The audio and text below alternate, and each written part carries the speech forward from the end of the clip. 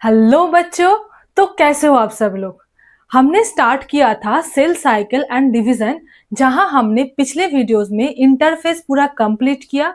And आज हम पढ़ने वाले हैं माइटोसिस के बारे में। उससे पहले कुछ बेसिक टर्म्स क्लियर होना बहुत इंपॉर्टेंट है, जैसे कि मोनाड क्या होते हैं, डायड क्या है, homologous chromosome, non homologous chromosome, haploid cell, diploid cell, ये सब जानना बहुत इंपॉर्टेंट है। सो चलो स्टार्ट करते हैं। सबसे पहले मोनाड।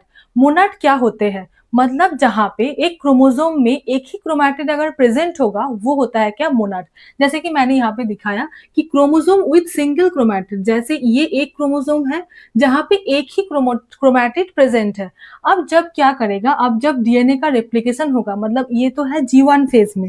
अब जी1 फेज के बाद जब एस फेज आएगा, मतलब डीएनए का रेप्लिकेशन होगा। अब डीएनए का रेप्लिकेशन मतलब क्या होते हैं, यहाँ पे देखो सिंगल थ्रेड था और फिर और एक ऐसे थ्रेड बनाएंगे, और एक ऐसे जब थ्रेड बनाएंगे तो क्या होगा, ये क्रोमोसोम सेम रहेंगे, बट क्या होगा, क्रोमैटिड क्या होगा, क्रोमैटिड दो हो जाएंगे। जैसे ये एक क्रोमैटिड हो गया एंड और एक क्रोमैटिड हो गया। वही मैंने लिखा कि क्रोमोसोम विथ टू क्रोमैटिड्स वो होते हैं क्या, डायड।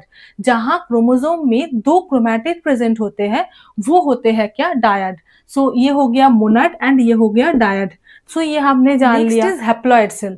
हैप्लॉइड सेल मतलब जहां क्रोमोसोम की एक ही कॉपी प्रेजेंट होते हैं वो होते हैं क्या, हैप्लॉइड सेल।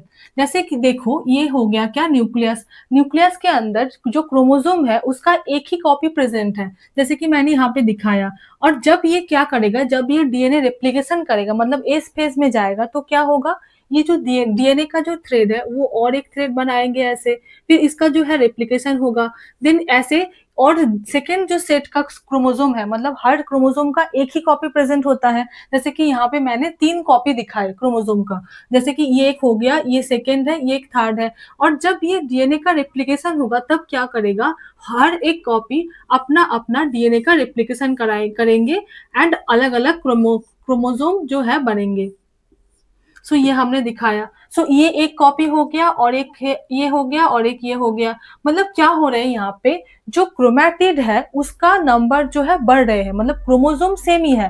जैसे अगर यहाँ पे जो है, यहाँ पे अगर एक क्रोमोसोम प्रेजेंट है तो ये भी एक ही क्रोमोसोम है। इसका जो क्रोमैटिड है ये 2 है। क्यों ऐसा क्यों है, क्योंकि इसका जो सेंट्रोमियर है वो तो एक ही प्रेजेंट है। सो ये एक क्रोमोसोम हो गया, एक और ये क्रोमोसोम हो गया, एंड नेक्स्ट इज ये और एक क्रोमोसोम हो गया। सो डीएनए के रेप्लिकेशन के बाद जो है क्रोमोसोम सेम है, बट क्रोमैटिड क्या हो रहे हैं, अलग अलग हो रहे हैं। सो ये हमने देख लिया क्या, हैप्लॉइड सेल। अब नेक्स्ट इज डिप्लॉइड सेल। अब डिप्लॉइड सेल मतलब क्या होते हैं, जहां क्रोमोसोम की 2 कॉपीज प्रेजेंट होते हैं। जैसे देखो यहाँ पे मैंने दिखाया कि ये एक क्रोमोसोम है और एक इसका ही सेम, इसका ही एक और कॉपी प्रेजेंट है, और वैसे ही ये एक हो गया और इसका एक सिमिलर एक ऐसे ही कॉपी प्रेजेंट है। मतलब क्या है, यहाँ पे डिप्लॉयड सेल में एक की ही 2 कॉपी प्रेजेंट है। अब जब ये क्या करेगा, अब जब ये डीएनए का रेप्लिकेशन करेगा तो ये भी ऐसे बनाएंगे, ये भी से मतलब थ्रेड बनाएंगे, डीएनए की थ्रेड बनाएंगे और ऐसे स्ट्रक्चर बनेंगे, जैसे कि मैंने यहाँ पे दिखाया। ये एक बन गया, देन ये एक ही क्रोमोसोम है, मतलब एक ही क्रोमोसोम का ये एक कॉपी है। क्रोमोसोम एक ही है, बट क्या है, इसका जो कॉपी है वो और एक कॉपी बना। मतलब यहाँ जो है, जैसे पहले भी जो प्रोसेस चल रहा था यहाँ भी सेम प्रोसेस चल रहा है वैसे ही। सो अब इसके बाद हम समझेंगे कि क्या होमोलोगस क्रोमोसोम क्या होते हैं एंड नॉन होमोलोगस क्रोमोसोम क्या होते हैं। अब देखो होमोलोगस मतलब क्या होते हैं, उसका जो सिमिलैरिटी है, मतलब उसकी तरह ही और एक प्रेजेंट है। जैसे देखो ये जो 2 क्रोमोसोम प्रेजेंट है, जैसे मैं यहाँ पे दिखा रही हूँ कि ये जो 2 क्रोमोसोम प्रेजेंट है इसका ही एक कॉपी है, मतलब ये एक क्रोमोसोम है और इसका ही सेम कॉपी। जैसे कि मैंने यहाँ पे दिखाया ये 1 है, सो ये भी 1 है, मतलब इसका ही कॉपी हो गया। सो दोनों जब कॉपी जो होते हैं इसको हम बोलते हैं क्या, होमोलोगस क्रोमोसोम। ये हो गया क्या हमारा होमोलोगस क्रोमोसोम। अब ये जो मतलब जो ऐसे प्रेजेंट होगा, जो ये एक कॉपी प्रेजेंट है और ये अलग कॉपी का प्रेजेंट है, मतलब ये एक है तो ये 2 है, मतलब अलग अलग क्रोमोसोम है। सो जब इसके बीच का जो रिलेशन है ये होगा क्या, नॉन होमोलोगस क्रोमोसोम। ये हो गया क्या, नॉन होमोलोगस क्रोमोसोम। सिमिलरली उसी तरह यहाँ भी क्या होगा, देखो यहाँ भी जो ये 2 प्रेजेंट है, ये क्या हो जाएगा, ये हो गया क्या होमोलोगस, एंड इसका और इसका जो प्रेजेंट होगा ये हो गया क्या नॉन होमोलोगस क्रोमोसोम। ये एक क्रोमोसोम है, ये भी एक क्रोमोसोम है, ये अलग अलग नहीं है। मैं बार बार ये चीज रिपीट कर रही हूँ क्योंकि इसमें गलती होती है। क्रोमैटिड दो है बट क्रोमोसोम क्या है, क्रोमोसोम एक ही है। सो यहाँ भी जैसे एक क्रोमोसोम था, ये भी एक टोटल एक क्रोमोसोम है, और यहाँ एक क्रोमोसोम का जो कॉपी था इसका भी एक और कॉपी बना, तो ये भी एक ही क्रोमोसोम है। सिमिलरली सेकेंड केस में भी ऐसे हो रहे हैं। सो इन दोनों के बीच में जो रिलेशन है, ये दो तो नॉन होमोलोगस क्रोमोसोम हो गया, ये होमोलोगस क्रोमोसोम नहीं है। सो मैं लिख रही हूँ सेम चीज, ये हो गया क्या नॉन होमोलोगस क्रोमोसोम। और जो ये इन दोनों के बीच का जो रिलेशन है वो क्या हो गया, ये हो गया क्या होमोलोगस क्रोमोसोम। अब और एक टर्म आता है सिस्टर क्रोमैटिड क्या होते हैं एंड नॉन सिस्टर क्रोमैटिड क्या होते हैं। अब देखो ये जो क्रोमैटिड होते हैं मतलब एक ही सेंट्रोमियर से अटैच हो रहे हैं, ये एक क्रोमैटिड है और ये एक क्रोमैटिड हो गया। सो इन दोनों के बीच का जो रिलेशन है वो क्या होता है, वो होते हैं क्या सिस्टर क्रोमैटिड। एंड उसके पास वाले क्रोमोसोम के साथ अगर उसका पास वाले क्रोमोसोम के साथ जो रिलेशन हो गया वो क्या होते हैं, वो नॉन सिस्टर क्रोमैटिड होते हैं। मतलब एक क्रोमोसोम में जब दो मतलब क्रोमैटिड प्रेजेंट है, उन दोनों के बीच का रिलेशन हो गया क्या सिस्टर क्रोमैटिड। अगर दोनों मतलब उसके पास वाले क्रोमोसोम में जो क्रोमैटिड प्रेजेंट है उसके साथ जो रिलेशन है वो होता है क्या नॉन सिस्टर क्रोमैटिड। सो ये कुछ बेसिक टर्म्स है जो क्लियर होना बहुत इंपॉर्टेंट है। अब हम स्टार्ट करने वाले हैं माइटोटिक फेज या एम फेज। अब ये एम फेज का या माइटोटिक फेज का दो सब फेजेस होते हैं, क्या क्या है, एक है कैरियोकाइनेसिस एंड एक है साइटोकाइनेसिस। सो कैरियोकाइनेसिस क्या होते हैं, कैरियर मतलब क्या होते हैं न्यूक्लियस, मतलब न्यूक्लियस का जहां पे डिवीजन होता है, सबसे पहले न्यूक्लियस का डिवीजन होता है, सो वो होता है क्या karyokinesis. And next is cytokinesis, मतलब जहां पे साइटोप्लाज्म का डिवीजन होता है, सो वो होता है क्या साइटोकाइनेसिस। अब जो कैरियोकाइनेसिस है, कैरियोकाइनेसिस के चार फेजेस में डिवाइड करते हैं हम, क्या क्या है, एक है प्रोफेज, देन है metaphase, then anaphase and telophase. अब इन सब स्टेप्स के बारे में अब हम डिटेल में पढ़ेंगे। सो सबसे पहले क्या हो रहे हैं माइटोटिक फेज में क्या होते हैं। अब ये माइटोटिक फेज को इक्वेशनल डिवीजन भी बोलते हैं। क्यों ऐसा क्यों बोलते हैं, क्योंकि जो पेरेंट जो सेल है वहां पे जो क्रोमोसोम एंड डीएनए का कंटेंट है या क्रोमोसोम का जो नंबर है, उसका जो नंबर है एंड जो डॉटर सेल जो बन रहे हैं उसका जो chromosome number and DNA content है वो बिल्कुल सेम है। जैसे यहाँ पे देखो ये हमने दिखाया क्या, ये पेरेंट सेल है। अब पेरेंट सेल क्या कर रहे हैं, जब सेल साइकिल शुरू हो रहा था तो क्या हो रहे थे, सबसे पहले सेल G1 फेज में एंटर करते हैं। सो G1 फेज में जब एंटर करते हैं उसके बाद एस फेज में जाता है जहां पे डीएनए का रेप्लिकेशन होता है, देन G2 फेज में जाता है, नेक्स्ट एम फेज में जाता है। जब एम फेज में जाता है तो क्या करते हैं, सेल का दो डॉटर सेल बनते हैं, जैसे कि यहाँ पे मैंने दिखाया। सो सेल का जो है दो डॉटर सेल बन गए। अब देखो जैसे मानो यहाँ पे अगर मेरा क्रोमोसोम नंबर 13 होगा या 14 जो भी है जो भी होगा, और इसके बाद जो जब मतलब जब डॉटर सेल बनेंगे, सो वहां जो क्रोमोसोम नंबर होगा वो बिल्कुल क्या होगा, सेम होगा। सो इसकी वजह से क्या होता है, इसकी वजह से जो माइटोटिक फेज है इसको इक्वेशनल डिवीजन भी बोलते हैं। ये बहुत इंपॉर्टेंट है, बोर्ड्स में भी 2 मार्क्स का क्वेश्चन इस पे आते हैं। एंड क्यों आते हैं इसका रीजन जानना भी बहुत इंपॉर्टेंट है, क्योंकि नीट या कोई भी कॉम्पिटिटिव एग्जाम में असर्शन रीजन में इसका आता है। सो ये बहुत ही इंपॉर्टेंट है कि माइटोटिक फेज को हम क्या बोलते हैं, इक्वेशनल डिवीजन। रीजन भी समझ में आ गया क्यों ऐसा बोलते हैं, क्योंकि जो chromosome number and DNA content है इसका पेरेंट सेल में जितना होते हैं एंड डॉटर सेल जब बनते हैं उसमें जो होते हैं इसका नंबर जो होते हैं वो बिल्कुल सेम होते हैं। सो ये हमने देख लिया। अब नेक्स्ट इज जो प्लांट होते हैं, प्लांट में जो है mitosis both haploid and diploid, मतलब both haploid and diploid cell में माइटोसिस होते हैं। सो ये भी इंपॉर्टेंट है। एंड एनिमल के केस में क्या होते हैं, सिर्फ डिप्लॉइड सेल में ही माइटोसिस होते हैं। इसका और एक एक्सेप्शन भी है जो इंपॉर्टेंट है, एनसीईआरटी में गिवन है। इसका एक्सेप्शन हो गया क्या, मेल हनी बी। मतलब और एक चीज बेटा याद रखना, जो सेल होते हैं वो सेल दो टाइप का होता है, एक होता है क्या सोमैटिक सेल एंड एक होता है क्या गैमेट्स। जैसे कि मैंने यहाँ पे दिखाया एक सोमैटिक सेल हो गया, मतलब क्या होते हैं सोमैटिक सेल, क्या होते हैं जो सेल सेक्सुअल रिप्रोडक्शन में पार्टिसिपेट नहीं करते, जैसे हमारे हेयर का मतलब जो सेल है वो हो गया, या जो भी वो ऐसे वाले सेल्स होते हैं वो होते हैं क्या सोमैटिक सेल। ये टर्म याद रखना बहुत इंपॉर्टेंट है, क्योंकि बेटा आगे आने वाले इस ये सब टर्म बहुत आएंगे। और गैमेट सेल क्या होते हैं, जो सेक्सुअल रिप्रोडक्शन में इन्वॉल्व होते हैं, उसको हम बोलते हैं क्या, गैमेट सेल। अब हम कैरियोकाइनेसिस के हर स्टेप्स के बारे में एक एक करके पढ़ने वाले हैं। सो सबसे पहला जो स्टेप था वो क्या था, वो था प्रोफेस। सो प्रोफेस क्या होते हैं, प्रोफेस सबसे पहला एंड सबसे लॉन्गेस्ट फेस होता है।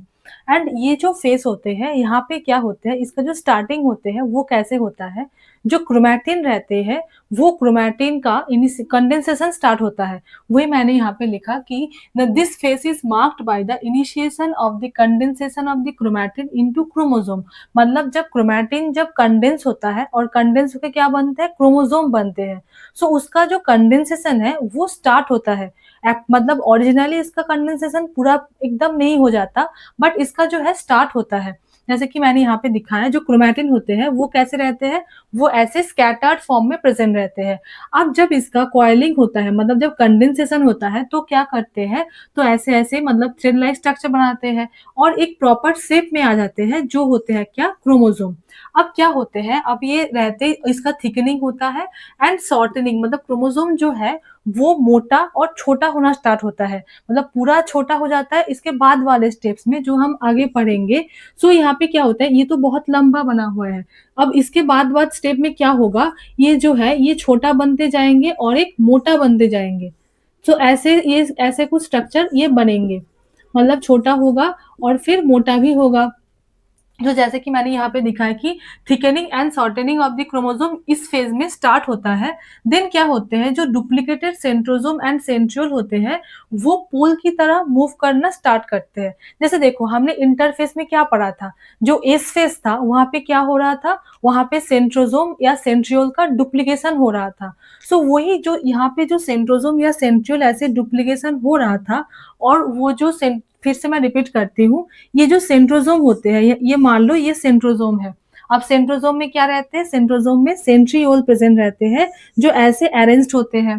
ठीक है, अब यहाँ से क्या होगा, यहाँ से ऐसे ऐसे ये स्पिंडल फाइबर जो है निकलते रहेंगे, मतलब ऐसे स्पिंडल फाइबर निकलते रहेंगे। सो यहाँ पे मैंने यही दिखाया कि देखो ये जो है ये न्यूक्लियस प्रेजेंट है, और ये न्यूक्लियस के अंदर क्या है, न्यूक्लियस के अंदर क्रोमैटिन प्रेजेंट है, और यहाँ पे ये सेंट्रोसोम हो गया और ये सेंट्रियोल हो गया। और यहाँ से जो ऐसे पहले तो थोड़ा थोड़ा जो मतलब ऐसे रेस टाइप निकलेंगे, इसको हम बोलते हैं क्या, एस्टर्स, जो कि बाद में क्या करते हैं, जो बाद में स्पिंडल फाइबर का फॉर्मेशन करते हैं। सो कि ये जो डायग्राम है ये अर्ली प्रोफेस का है, जो एनसीईआरटी में भी मिल जाएगा। सो ये अर्ली प्रोफेस का डायग्राम है, जहाँ पे जो है क्रोमैटिन प्रेजेंट था, एंड जो ये जो सेंट्रोसोम था इसका देखो ये डुप्लीकेट हो गया, मतलब इस फेस में क्या हो रहा था, ऑर्गेनेलिस का डुप्लीकेशन हो रहा था, मतलब उसका और एक रेप्लिका बना रहे थे। सो देखो यहाँ पे ये दो बन गए, मतलब जो है दो सेंट्रियोल प्रेजेंट है, दो सेंट्रोसोम प्रेजेंट है। सो यहाँ पे क्या हो रहे हैं, यहाँ पे जो एस्टर्स बन रहे हैं, ये बाद में क्या होगा, जब मतलब प्रोफेस का जो फेस है वो थोड़ा और आगे बढ़ाएगा तो क्या होगा, ये जो क्रोमैटिन ऐसे स्कैटर्ड फॉर्म में प्रेजेंट था वो क्या होगा, वो कॉइलिंग हो जाएगा, एंड यहाँ पे क्रोमोसोम का स्ट्रक्चर बनाएंगे, जो कि मैंने यहाँ पे दिखाया, देखो ये क्रोमोसोम बना रहे हैं।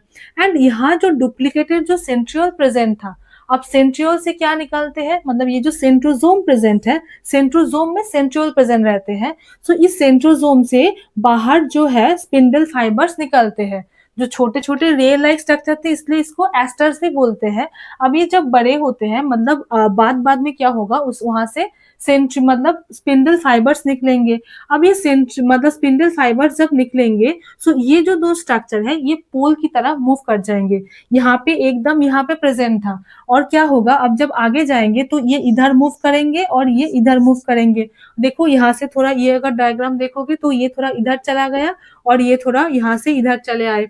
सो ये हो गया क्या, लेट प्रोफेस का डायग्राम। जैसे कि यहाँ पे दिखाया मैंने कि जो प्रोफेस जो होते हैं, यहाँ पे क्या होगा, यहाँ पे स्पिंडल फाइबर का फॉर्मेशन स्टार्ट होगा। और सबसे इंपॉर्टेंट चीज, जो न्यूक्लियर मेम्ब्रेन या न्यूक्लियोलास होगा वो मतलब डिसअपियर होना स्टार्ट हो जाएगा। ऐसे देखो यहाँ पे जो है न्यूक्लियस पूरा प्रेजेंट था, एंड यहाँ पे देखो थोड़ा थोड़ा डिसअपियर होना स्टार्ट हो गया। सो ये है पूरा प्रोफेस के बारे में। अब नेक्स्ट हम पढ़ेंगे क्या, मेटाफेज के बारे में। अब प्रोफेस के बाद next phase is metaphase. So metaphase का स्टार्टिंग कैसे होता है, complete disintegration of the nuclear envelope. जैसे कि वहाँ पे प्रोफेज के केस में हमने क्या देखा, जो न्यूक्लियर एनवेलप था वो डिसअपियर होना स्टार्ट किया था। अब जब मेटाफेज में आ गया तो क्या हुआ, जो न्यूक्लियर मेम्ब्रेन था या न्यूक्लियर एनवेलप था वो पूरी तरह से जो है डिसअपियर हो गया। सो वही मैंने लिखा कि complete disintegration of the nuclear envelope marks the start of the metaphase, मतलब मेटाफेज स्टार्ट हुआ मतलब न्यूक्लियर एनवेलप पूरी तरह से डिसअपियर हो गया। देन क्या होगा, जो कंडेंसेशन ऑफ द क्रोमोसोम है वो पूरा कंप्लीट हो गया है। जैसे प्रोफेज में क्या था, प्रोफेज में पहले क्या था, क्रोमैटिन था। अब क्रोमैटिन का कंडेंसेशन हुआ था, कंडेंसेशन होके क्रोमोसोम बना था, सो वो स्टार्ट हुआ था। अब यहाँ पे क्या होगा, यहाँ पे पूरा क्रोमोसोम मतलब कंडेंसेशन जो है, क्रोमैटिन का जो कंडेंसेशन स्टार्ट हुआ था वो यहाँ पे कंप्लीट होता है। वही यहाँ पे लिखा कि जो कंडेंसेशन ऑफ क्रोमोसोम होता है वो यहाँ पे पूरा कंप्लीट होता है। एंड इसकी वजह से क्या होगा, उसको हम अच्छे से मतलब माइक्रोस्कोप के अंडर अच्छे से देख सकते हैं। सो इसलिए क्या होते हैं, मेटाफेज को बोला जाता है क्या, ये मोर्फोलॉजी स्टडी करने का बेस्ट फेज होता है। ये भी बहुत इंपॉर्टेंट लाइन है जो एनसीईआरटी में है। Metaphase is the best phase two study the morphology of the chromosome, ये भी बहुत इंपॉर्टेंट है। एंड नेक्स्ट इज क्या होगा, जो क्रोमोसोम होगा वो इक्वेटर में अलाइन हो जाएगा, जिसको हम बोलते हैं क्या, मेटाफेजिक प्लेट। ऐसे देखो प्रोफेज में क्या हो रहे थे, प्रोफेज में जो सेंट्रियोल था वो पोल की तरह मूव करना स्टार्ट किया था। सो यहाँ पे क्या था, जैसे कि पिछले वाले डायग्राम में मैंने दिखाया था कि जो यहाँ पे क्या था, यहाँ पे सेंट्रोजोम था जहाँ पे स्पिंडल फाइबर अराइज हो रहे थे। सो ये क्या करेगा, ये ऑपोजिट पोल की तरह मूवमेंट करना स्टार्ट कर रहे थे। और यहाँ पे क्या है, यहाँ पे ऑलरेडी जो है ऑपोजिट पोल पे ऑलरेडी मूव कर चुके हैं। सो ये ऑपोजिट पोल पे पूरी तरह पहुंच चुके हैं। अब क्या होगा, जो क्रोमोसोम था, अब ये क्रोमोसोम जो बीच में ऐसे ऐसे प्रेजेंट थे वो क्या होगा, वो एकदम बीच में आ जाएंगे, मतलब इक्वेटर में ऐसे प्लेन की तरह, जैसे कि यहाँ पे मैंने दिखाया कि एकदम प्लेन ऑर्डर में ऐसे आ जाएंगे। क्या, जो क्रोमोसोम प्रेजेंट था वो मेटाफेजिक प्लेट में ऐसे अरेंज हो जाते हैं। और जो सेंट्रियोल था, सेंट्रियोल से जो स्पिंडल फाइबर निकल रहे थे वो यहाँ पे जो है वो यहाँ से अटैच हो रहे थे, अटैच हो गया यहाँ पे। सो ये स्ट्रक्चर हो गया क्या, मेटाफेज का। अब ये जो स्पिंडल फाइबर है ये कहाँ पे अटैच होता है, एक लाइन लिखा हुआ है एनसीईआरटी में कि काइनेटोकोर में ये अटैच होते हैं। अब ये काइनेटोकोर क्या होते हैं, सो काइनेटोकोर क्या होते हैं, जो ये जो क्रोमोसोम प्रेजेंट है, यहाँ पे मैंने देखो क्रोमोसोम का डायग्राम दिखाया, ये क्रोमोसोम हो गया। अब ये क्रोमोसोम के आउटर ऐसे साइड पे काइनेटोकोर नाम से एक स्ट्रक्चर प्रेजेंट होते हैं। यहाँ पे क्या होते हैं, जो स्पिंडल फाइबर्स जो निकलते हैं वो स्पिंडल फाइबर ये काइनेटोकोर में अटैच होते हैं। देन ये सेंट्रोमियर को या जो भी मतलब क्रोमोसोम को खींचते हैं, और वो आगे हम पढ़ेंगे एनाफेज में कैसे स्प्लिट होते हैं, उसके बारे में हम आगे डिटेल में पढ़ेंगे। सो यहाँ पे जस्ट ये समझ लो कि जो स्पिंडल फाइबर है वो ये काइनेटोकोर में अटैच होते हैं। सो यहाँ पे मैंने लिखा कि जो काइनेटोकोर होते हैं वो डिस्क शेप स्ट्रक्चर होते हैं, मतलब देखो ये डिस्क लाइक एक स्ट्रक्चर हो गया। एंड क्या करते हैं, ये site of attachment of spindle fibre arising from the centriole, मतलब सेंट्रियोल से जो स्पिंडल फाइबर निकल रहे हैं वो अटैच कहाँ पे हो रहे हैं, वो ये काइनेटोकोर में अटैच हो रहे हैं।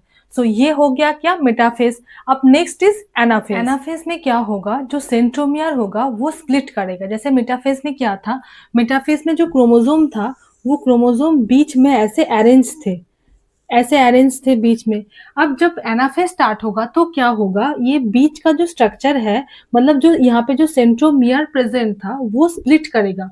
अब स्प्लिट करके क्या होगा, ये जो स्ट्रक्चर है जैसे कि यहाँ पे दिखाया, ये ऐसे स्ट्रक्चर बना और नीचे ये वाला ऐसे स्ट्रक्चर बना। सो ये क्या करेगा, ये ऑपोजिट पोल की तरह मूवमेंट करना स्टार्ट करेगा। ये एनाफेज का जो है मेन स्टेप होता है। तो वही मैंने लिखा कि जो सिस्टर क्रोमैटिड होते हैं वो सेपरेट हो जाएगा। ये एक सिस्टर क्रोमैटिड था और ये एक सिस्टर क्रोमैटिड प्रेजेंट था। सो ये सिस्टर क्रोमैटिड एक था और ये सिस्टर क्रोमैटिड क्या होगा, सेपरेट हो गया, मतलब अलग अलग हो गया। देन ये सिस्टर सेपरेटेड क्रोमैटिड क्या करेगा, ये इसको हम बोलते हैं क्या, डॉटर क्रोमोसोम, मतलब आगे आने वाले जो क्रोमोसोम होगा, मतलब इसको हम एक क्रोमोसोम कंसिडर कर रहे हैं, मतलब डॉटर क्रोमोसोम कंसिडर कर रहे हैं। एंड देन क्या होगा, देन जो सिस्टर क्रोमैटिड है वो ऑपोजिट पोल की ओर मूव करेगा, और जिसकी वजह से क्या होगा, जो स्पिंडल फाइबर था, मतलब यहाँ जो स्पिंडल फाइबर से अटैच था वो क्या होगा, ऑटोमेटिकली उसका जो उसका जो लेंथ है वो शॉर्ट होने स्टार्ट हो जाएगा। मतलब एक देखो ऐसे प्रेजेंट था और ये जगह अगर ऐसे ऊपर से मूव करेंगे, दोनों ऑपोजिट पोल की अगर आप मूव करेंगे तो क्या होगा, जो स्पिंडल फाइबर का जो साइज होगा, जो लेंथ होगा, वो ऑटोमेटिकली क्या होगा, शॉर्ट होता जाएगा। सो ये यहाँ पे लिखा कि जो length of the spindle fibre है वो शॉर्टन हो जाएगा एंड क्या होगा, ये ऑपोजिट पोल की ओर मूव कर जाएगा। सो ऐसे होता है क्या, एनाफेज। अब नेक्स्ट इज क्या, टीलोफेज। अब टीलोफेज को क्या बोलते हैं, telophase is the last phase. And यहाँ पे क्या होगा, जो सेपरेटेड क्रोमैटिड है वो ऑपोजिट पोल पे पहुंच गए हैं। यहाँ पे मतलब जाना स्टार्ट किए थे एंड यहाँ पे ऑलरेडी पहुंच चुके हैं। सो ऐसे स्टार्ट होता है। देन क्या होगा, न्यूक्लियर मेम्ब्रेन एंड न्यूक्लियोलस जो जो डिजापियर हो गया था, मतलब प्रोफेज में क्या हुआ था, प्रोफेज में डिजापियर होना स्टार्ट हुआ था। देन मेटाफेज में हमने क्या देखा, जो न्यूक्लियस एंड न्यूक्लियर एनवेलप था वो पूरी तरह से डिजापियर हो गया था। अब जो डिजापियर हो गया था, अब यहाँ पे क्या होगा, रीअपियर होना स्टार्ट करेगा। सो ये मैंने दिखाया कि जो न्यूक्लियर मेम्ब्रेन है वो रीअपियर होना स्टार्ट हुआ। देन क्या होगा, देन स्पिंडल फाइबर जो है, स्पिंडल फाइबर डिजापियर हो गया। देन जो क्रोमोसोम है वो डिकंडेंस होगा एंड लूज आइडेंटिटी, मतलब इसका जो उसके साथ, मतलब पहले वाले जैसे क्रोमोसोम क्या था, क्रोमोसोम ऐसे प्रेजेंट था, मतलब सिस्टर क्रोमैटिड के साथ प्रेजेंट था। अब सेंट्रोमियर जब स्प्लिट हो गए तो क्या हुआ, ये अलग हो गया और ये अलग हो गया। और जब अलग हो गए तो ये क्या हो गया, ये एक और एक क्रोमोसोम हो गया और ये एक क्रोमोसोम हो गया। सो ये अपना जो पिछले वाला जो आइडेंटिटी था वो पूरा लॉस कर देंगे।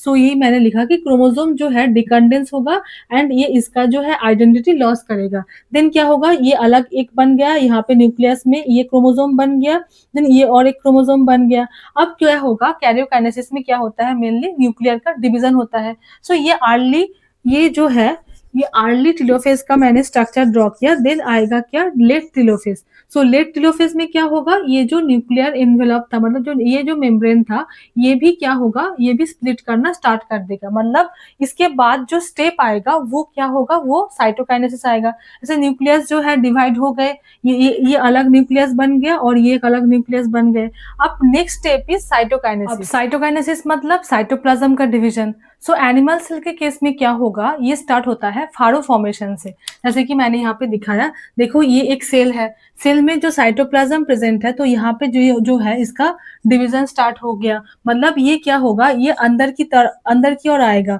फिर एक फारो का फॉर्मेशन करेगा। मतलब ये जो फारो है वो डीप होता जाएगा। जैसे कि यहाँ पे दिखाया कि जो यहाँ पे जो फारो बन रहे थे, ये अंदर आते आते ऐसे डीपेन बनते जा रहे हैं। एंड नेक्स्ट क्या होगा, ये डीप होते होते ये अलग हो जाएगा एंड ये अलग हो जाएगा। जैसे कि यहाँ पे दिखाया, ये अलग हो गया एंड ये अलग हो गया।